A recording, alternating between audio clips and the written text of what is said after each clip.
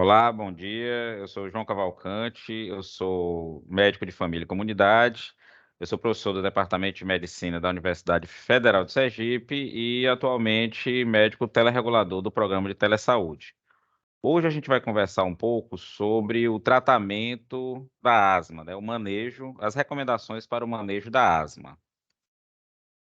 Bom, a asma é uma doença caracterizada por inflamação crônica das vias aéreas. A sua principal característica é a sibilância, né? Aquele chiado que acontece quando você respira, a falta de ar, a constricção torácica e a tosse, que variam ao longo do tempo em conjunto com a limitação variável do fluxo aéreo expiratório. Então, quando a pessoa vai colocar o ar para fora no seu processo de respiração, o fechamento das vias aéreas acaba provocando um barulho bem característico que a gente chama de sibilância.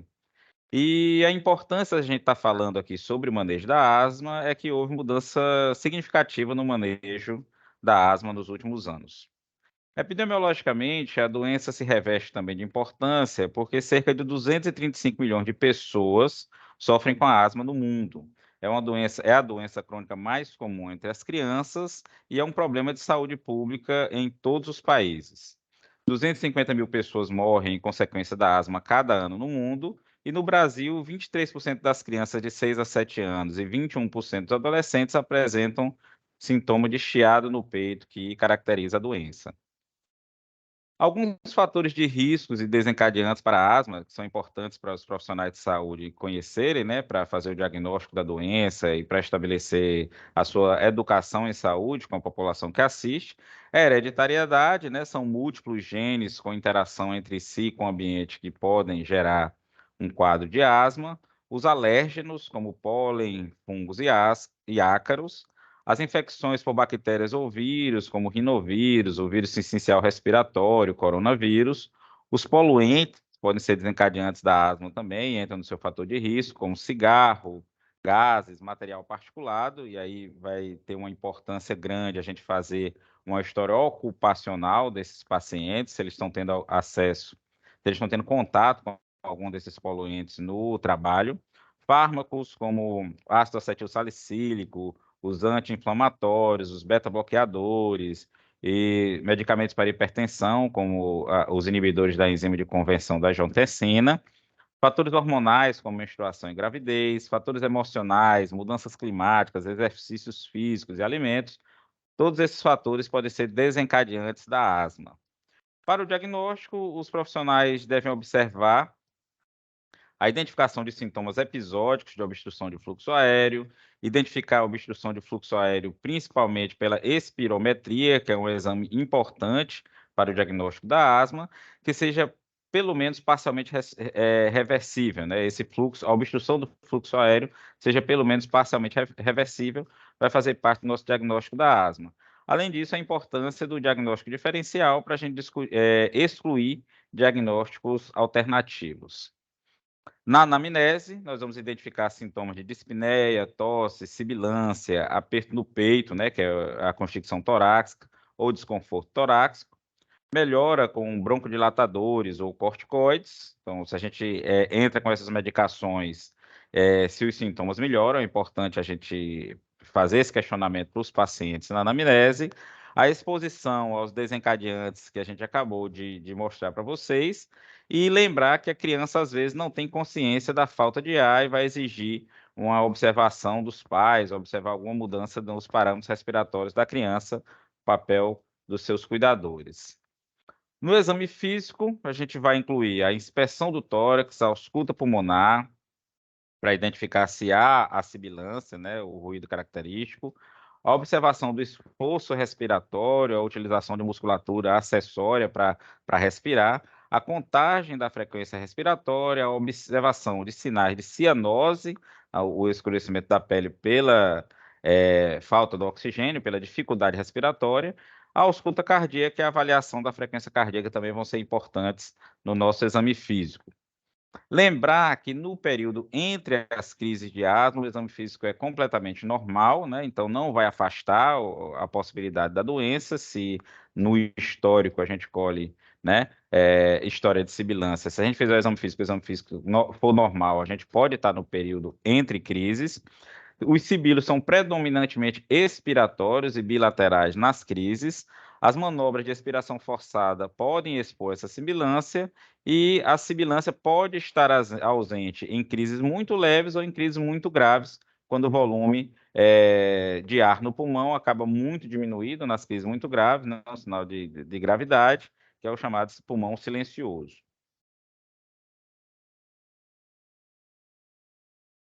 Ainda no exame físico, nós vamos realizar exames para tentar identificar outras possibilidades diagnósticas, né, como o diagnóstico diferencial, observar se existem estertores que vão direcionar o nosso pensamento clínico para bronquite, pneumonia, congestão pulmonar, identificar se existe edema periférico, hipocratismo digital, que aí vai direcionar o nosso raciocínio para as doenças cardíacas, as bronquiectasias e fibrose pulmonar, e observar sinais de outras doenças, né, alérgicas, atópicas, como rinite e dermatite, que vai fortalecer o diagnóstico de asma. Nos exames complementares, a espirometria é o método de escolha na determinação do fluxo aéreo, estabelecimento do diagnóstico de asma, e é realizada a partir dos 5 anos de idade, né? Quem já fez espirometria sabe que é um exame que tem a sua complexidade, né, de colocar todo o ar que está no pulmão para fora. O profissional está bem preparado para orientar na realização de exames, mas é um exame que exige aí alguma técnica, né, que só é possível realizar a partir dos 5 anos de idade. Os parâmetros que vão dessa espirometria, a gente vai ter que estar bastante atento no volume expiratório forçado no primeiro segundo, o VF1, menor de 80% do previsto, com o VF1 sobre a capacidade vital forçada menor que 75% em adultos, ou menor que 90% em criança, é um dos parâmetros. Variação do volume expiratório forçado maior que 12% em relação ao valor basal, e variação absoluta maior que 200 ml após a inalação de broncodilatador beta 2 de curta duração. Então, é outro parâmetro que a gente vai utilizar para o nosso diagnóstico de asma. Uma ampla resposta, isto é, um aumento de 400 ml ou mais no volume expiratório forçado no primeiro e segundo, após o uso de broncodilatador, é muito sugestivo de asma, né? Isso quer dizer que o brônquio estava comprimido e quando a gente insere a medicação, né, ele vai ter um aumento grande no VF1, e a variação do VF1 maior que 12% e variação absoluta maior que 200 ml após 4 semanas de tratamento com anti-inflamatório, é outro dos parâmetros para diagnóstico de asma.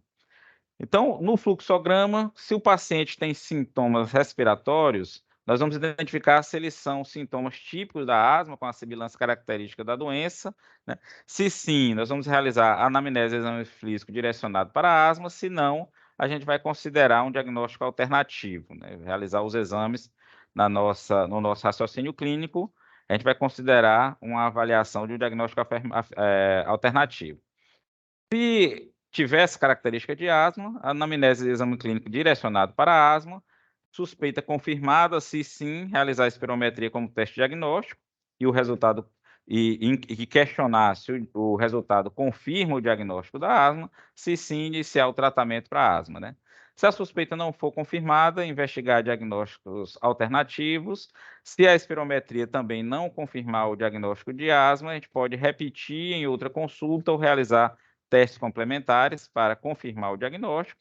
Se não for confirmado, considerar o tratamento para o diagnóstico mais provável ou encaminhar para investigação complementar. Se a gente confirmar o diagnóstico alternativo, iniciar o tratamento para o diagnóstico alternativo, né? Confirmada a suspeita de asma na anamnese e exame físico, e o paciente apresentar uma urgência clínica, né, iniciar o tratamento empírico, rever a resposta, teste diagnóstico em 1 a 3 meses. É importante para a gente pensar o nosso tratamento da asma. Mas atenção, uma espirometria normal ou medidas de pico de fluxo expiratório normais, realizadas quando o paciente estiver assintomático, não vai excluir o diagnóstico de asma, ele pode estar no período entre crises. Nessa situação, o diagnóstico pode ser estabelecido pela demonstração da hiperresponsividade das vias aéreas com o teste de broncoprovocação. Metacolina, histamina e o carbacol são os agentes broncoconstrictores que nós vamos utilizar para estimular essa responsividade das vias aéreas, sendo a metacolina o mais utilizado em nosso meio. O exercício também pode ser utilizado para provocar essa broncoconstricção, o fechamento do brônquio. No exame de imagem, o raio-x de tórax pode mostrar complicações da asma e também pode nos ajudar no diagnóstico diferencial. O raio-x pode demonstrar outras patologias. Até 75% das pessoas com asma não têm alterações no seu raio-x de tórax. Quando tem, o que a gente observa é uma hiperinsuflação pulmonar, espessamento de paredes brônquicas e atelectasias subsegmentares. A associação com rinite e sinusite pode mostrar opacificação do raio-x de seio da face, mas esses exames têm baixa sensibilidade e especificidade, né? Então, é um exame que dentro da epidemiologia clínica não vai ajudar tanto. Outros testes que podem ser utilizados ou não, né? Os testes de sensibilidade a antígenos têm um papel muito limitado no diagnóstico e na terapêutica da asma. A dosagem sérica de imunoglobulina não contribui para o diagnóstico da asma. Outros testes mais específicos têm altíssimo custo e estão disponíveis em poucos centros no Brasil, como a dosagem de IgE específica, pesquisa de eosinófilos no escarro induzido. Então, são exames que a gente acaba não utilizando. Um dos pontos importantes no nosso manejo da asma é definir o padrão de gravidade. Após caracterizar o diagnóstico, deve estabelecer o padrão de gravidade da asma por meio da avaliação da frequência e da intensidade dos sintomas, do comprometimento funcional e da presença de sinais de gravidade e risco de fatalidade. Deve ser avaliado também o componente de risco de eventos adversos no futuro. Então, aqui tem um questionário adaptado da GINA de 2021, a GINA é a Global Initiative for Asthma. A descrição dos sintomas. Nas últimas 4 semanas, o paciente apresentou sintomas de asma durante o dia mais do que 2 vezes na semana? Então, essa é uma primeira pergunta que a gente faz para o paciente para avaliar esse controle clínico, avaliação do controle da asma em adulto. Se ele acordou à noite devido à asma, se utilizou o medicamento SABA para alívio dos sintomas da asma mais de 2 vezes, se apresenta qualquer limitação das atividades devido à asma. Se esse paciente responder não para todas essas questões, a asma está bem controlada. Se ele responder sim para 1 ou 2 questões, a asma está parcialmente controlada, e se ele responder sim para 3 ou 4 destas questões, a asma está não controlada. A gente vai ter que rever essa medicação, ver qual provavelmente reclassificar este paciente, né? Então, no manejo da asma aguda, nós vamos avaliar a intensidade da crise, instituir o tratamento imediatamente, verificar os possíveis fatores desencadeantes e examinar a resposta ao tratamento inicial. Para avaliar a intensidade, nós vamos ter asma leve, moderada e grave. Na asma leve, nos sintomas gerais, não vamos ter alterações, o estado mental vai ser normal, a dispneia vai ser ausente ou leve. Na fala dos adultos, ele vai falar as frases completas. Nas crianças, a gente vai ter um aumento da frequência respiratória. A gente vai ter retração intercostal leve ou ausente na asma leve, os sibilos ausentes, localizados ou difusos, a frequência respiratória normal ou aumentada, a frequência cardíaca menor que 110, o PFE, o percentual do previsto, maior que 50%, e a saturação de O2 maior que 94%. Estas são as características de uma asma leve.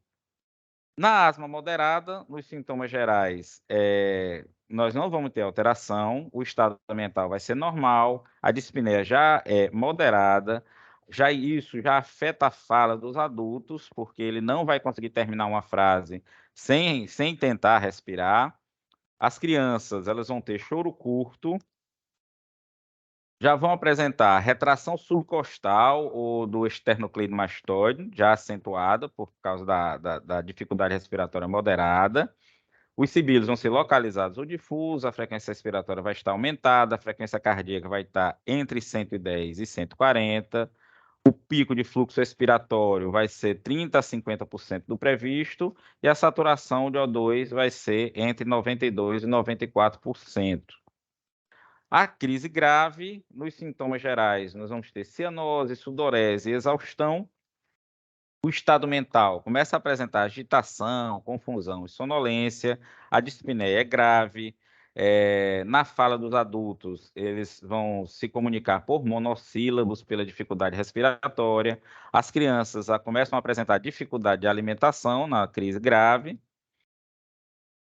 Retração acentuada ou em exaustão da musculatura acessória. O murmúrio vesicular vai estar reduzido, localizado ou difuso. A frequência respiratória aumentada, a frequência cardíaca maior que 140, o pico de fluxo respiratório menor que 30% e a saturação de O2 menor que 92%. E quanto ao tratamento? Como é que a gente vai tratar essa asma? Então, nos últimos anos, houve mudança no paradigma de tratamento da exacerbação da asma, sendo que as evidências mostraram a necessidade de iniciar ou aumentar o corticoide inalatório, mesmo nos casos leves ou moderados.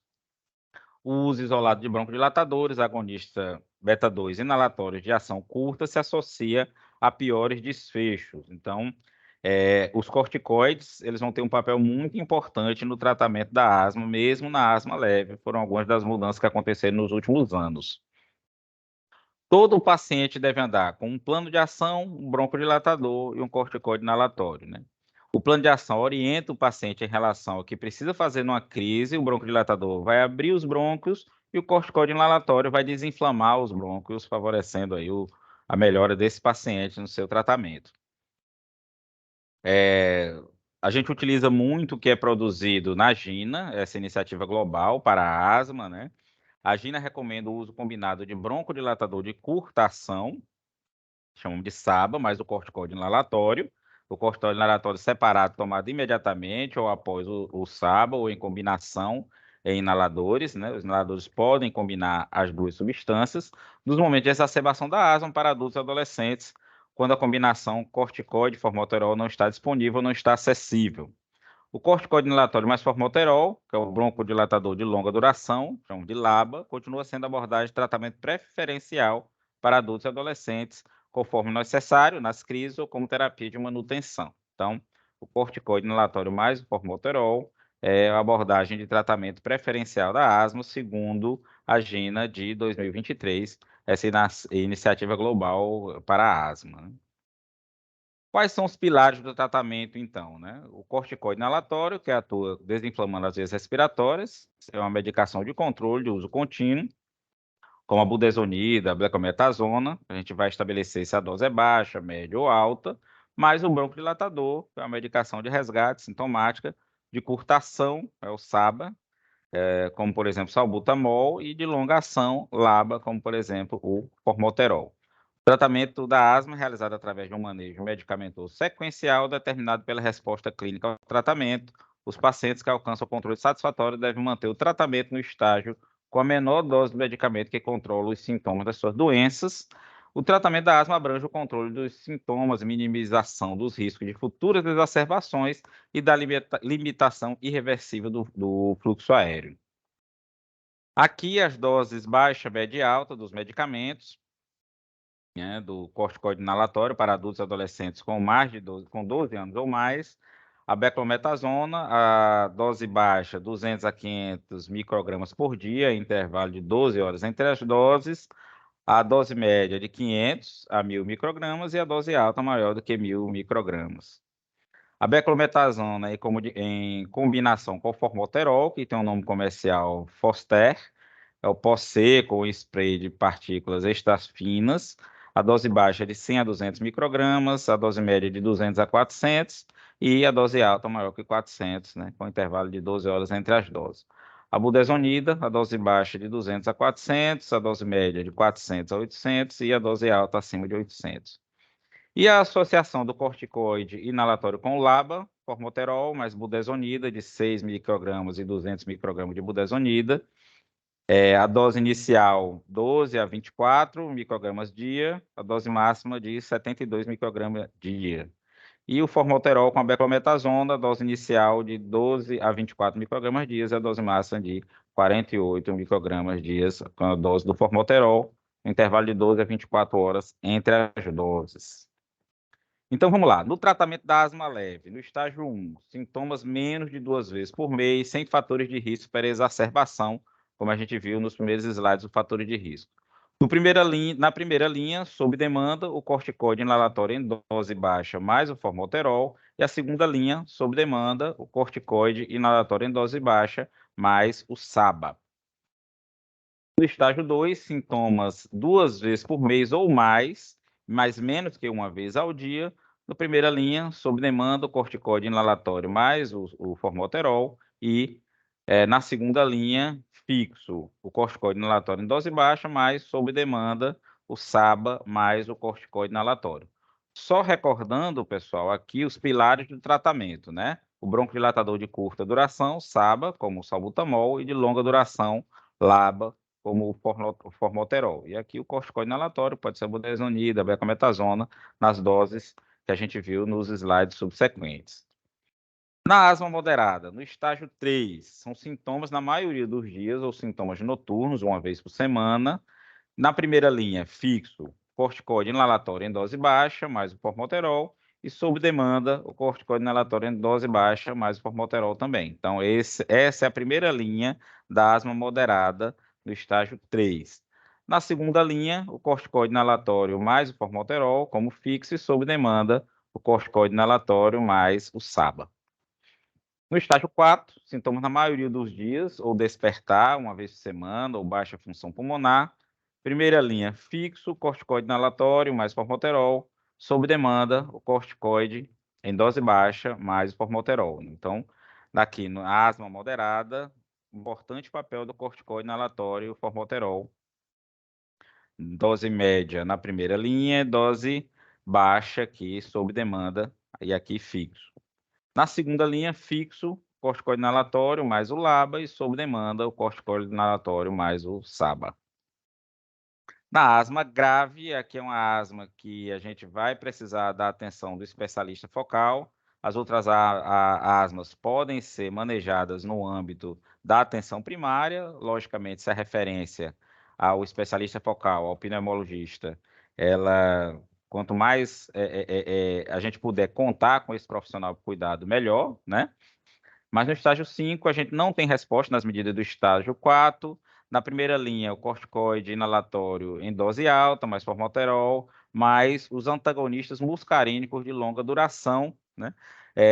Lembrando que no protocolo de clínica de diretrizes terapêuticas, a asma estágio 5, esses medicamentos, os antagonistas muscarínicos de longa duração, eles estão disponíveis na nossa relação de medicamentos essenciais, o omalizumab e o mepolizumab, mas a prescrição deles é realizada pelo especialista focal, pelo pneumologista, né? Então, na primeira linha, a gente já vai utilizar o corticoide inalatório em dose alta, formoterol, mais o LAMA, avaliar terapias adicionais e, sob demanda, corticoide inalatório em dose baixa, mais formoterol. Segunda linha, corticoide inalatório mais o SABA. Então, a asma grave, a gente vai referenciar esse paciente, a gente vai ver em slides posteriores os motivos de encaminhamento para atenção secundária. Muita atenção, sempre olhar na farmácia das unidades básicas ou distribuição centralizada, né, no programa Farmácia Popular, os medicamentos disponíveis para o controle, né, como eu coloquei, tanto na farmácia da unidade básica, como na farmácia popular, na Rename, a gente vai ver que medicamentos podem fazer parte do nosso arsenal terapêutico. Alguns fármacos aqui, suas apresentações, a beclometasona, cápsula inalante ou pó inalante de 200 microgramas e 400 microgramas, e aerosol spray de 50 microgramas e 250 microgramas. Budesonida, cápsula inalante 200 microgramas e 400 microgramas, e pó inalante ou aerosol bucal de 200 microgramas. Penoterol, aerosol de 100 microgramas, formoterol, cápsula ou pó inalante de 12 microgramas. Formoterol mais budesonida, cápsula ou pó inalante, 12 microgramas por 400 microgramas, a associação dos medicamentos, ou de 6 e 200 microgramas. Salbutamol, aerosol de 100 microgramas de solução inalante de 5 miligramas por ml. Salmeterol, prednisona, comprimido de 5 miligramas e 20 miligramas, e prednisolona, solução oral de 1 miligrama por ml e 3 miligramas por ml. Os nomes comerciais: a beclometasona, o Clenil, a beclometasona mais formoterol, Foster, budesonida, Buzonide, Miflonide, Noex, e budesonida mais formoterol, Alenia, Dueto e o Forazec. Aqui as apresentações do corticoide inalatório com o beta-2 de longa duração, Forazec, cápsula de pó seco, 60 cápsulas de 12 microgramas com 60 cápsulas de 200 ou 400 microgramas de budesonida, o Alenia, o Ceretil Display, o Alenia formoterol mais budesonida e o Ceretil Display salmeterol mais flucatizona. Sempre lembrando, pessoal, dos princípios do SUS, a integralidade, o papel das equipes de saúde da família na educação e saúde, para a pessoa e para a família, trabalhar a cessação do tabagismo na comunidade, realizar atividades para mostrar os prejuízos do uso do tabaco, combater o sedentarismo, natação para os jovens, orientar a prevenção da boa constituição pelo exercício com os medicamentos, então, onde for disponível, né? E aí é importante a gente batalhar por essa política pública de ampliar espaços de atividade física, incluindo a natação, para combater o sedentarismo, né, e melhorar uma série de doenças, né, não só para asma, mas o combate ao sedentarismo é prevenção para um número muito grande de doenças. Fazer história ocupacional, verificar se está tendo alguma doença ocupacional que possa ser considerada no nosso diagnóstico, ou contato, né, com poluentes que possam estar prejudicando a saúde respiratória dessa pessoa, analisar se há medicamentos desencadeantes, como anti-inflamatórios, OAS, beta-bloqueadores, incluindo beta-bloqueadores oculares. É importante analisar se isso pode ser um fator desencadeante da asma. A redução da umidade de mofo nas residências, evitar a fumaça, né, que é um Deus nos acuda no nosso São João, a nossa festa popular. Verificar o fluxo da fumaça, se a família cozinhar no fogo a lenha, redução de peso para pacientes obesos, analisar alimento como fator desencadeante, evitar somente se claramente demonstrado e checar se os dispositivos inalatórios estão sendo corretamente utilizados, né? Os médicos da atenção primária, com certeza, têm muitas histórias aí de dispositivos inalatórios, as famosas bombinhas, sendo utilizadas da forma incorreta. Então, é importante também, na nossa educação e saúde, checar se os dispositivos inalatórios estão sendo corretamente utilizados. Atenção nas imunizações, as vacinas, como a de influenza anualmente, a pneumocócica, dose única e um reforço após 5 anos da dose inicial, estão indicadas para todos os pacientes com asma moderada ou grave, vacina contra a Covid-19 para todos os pacientes conforme o calendário, uma vacina que está se tornando anual. A gente vai ficar atento no cuidado da população de nossa área adscrita. Lembrar sempre que o nosso trabalho na atenção primária é um trabalho em equipe, onde atuam os agentes comunitários de saúde, médicos, enfermeiros, odontólogos, técnicos de saúde bucal, todos eles em prol do cuidado da população. Então, a busca ativa de portadores, realizar a educação em saúde, dialogar com a população sobre como reconhecer sinais de gravidade, fatores desencadeantes, combate ao sedentarismo, como a gente colocou, os riscos do tabagismo, e verificar o uso correto da medicação, são atividades que toda a equipe pode realizar, e isso é muito importante. No âmbito da atenção primária, ninguém faz nada sozinho, né? Acho que no âmbito da vida, de uma forma geral, ninguém faz nada sozinho, mas na atenção primária reveste de muita importância o trabalho em equipe, o trabalho coeso da equipe de saúde. Os critérios, por fim, os critérios para encaminhamento dos pacientes asmáticos ao pneumologista, achados atípicos gerando dúvida diagnóstica, expectoração crônica, dispneia com pouca variabilidade, estridor, sintomas sistêmicos proeminentes, como febre, sudorese, emagrecimento, sibilos localizados ou crepitantes, hipocratismo digital, espirometria com padrão restritivo, eosinofilia marcada, radiografia de tórax com alargamento mediastinal, suspeita de asma ocupacional, gestantes asmáticas, múltiplas comorbidades, crise que iniciar abruptamente de forma grave, fatores de risco para asma fatal, como, por exemplo, o histórico de internação e UTI por asma, e pobre resposta ao tratamento, asma de difícil controle, sintomas que se tornam contínuos. Esses são os critérios de encaminhamento dos pacientes asmáticos ao pneumologista, e a nossa rede de assistência à saúde do SUS é uma rede que precisa dar acesso, né, a todos os profissionais e tecnologias para proteger a vida das pessoas, né?